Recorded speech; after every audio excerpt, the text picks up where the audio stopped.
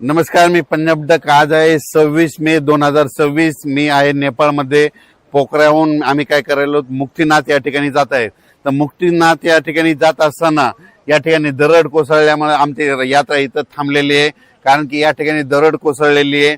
तर हे मुक्तीनाथ असं ठिकाण आहे ज्या ठिकाणी आपल्या भारताचे पंतप्रधान नरेंद्र मोदी ते तिथं तपश्चर्यासाठी गेले होते. तर त्या ठिकाणी आम्ही मुक्तीनाथ या ठिकाणी जात आहेत.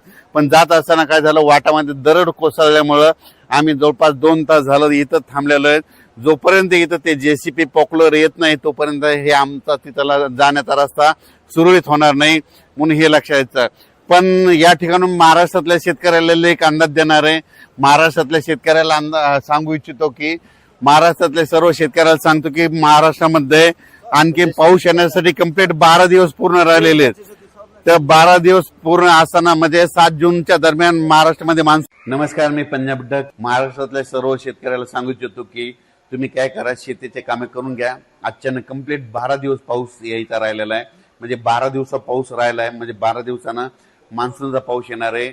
म्हणून हे सर्वप्रथम शेतकऱ्यांनी अंदाज लक्षात घ्यायचा आणि शेतीचे कामे करून घ्यायचे. आणि राज्यात सध्यामध्ये आज 25च्या दरम्यान पश्चिम महाराष्ट्र, मराठवाडा आणि उत्तर महाराष्ट्र, कोकणपट्टी, घाटमाटा परिसरामध्ये विखुरलेल्या स्वरूपाचा आज देखील बऱ्याच ठिकाणी पूर्व मोसमी जोरदार पाऊस पडणार आहे. याच्यामध्ये काही ठिकाणी गारपीट देखील होणार आहे. म्हणून हे अंदाज शेतकऱ्यांनी लक्षात घ्यायचा. त्याच्यानंतर विदर्भातल्या शेतकऱ्याला सांगू इच्छितो की विदर्भातल्या शेतकऱ्याचे फोन आले, पूर्व मोसमी पाऊस कधी येणार आहे.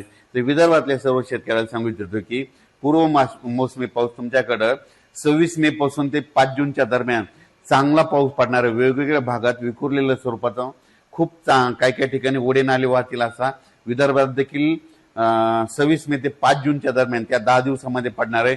सगळीकडे ती एकदा येणार नाही, म्हणून हे देखील विदर्भातल्या शेतकऱ्यांनी अंदाज लक्षात घ्यायचा.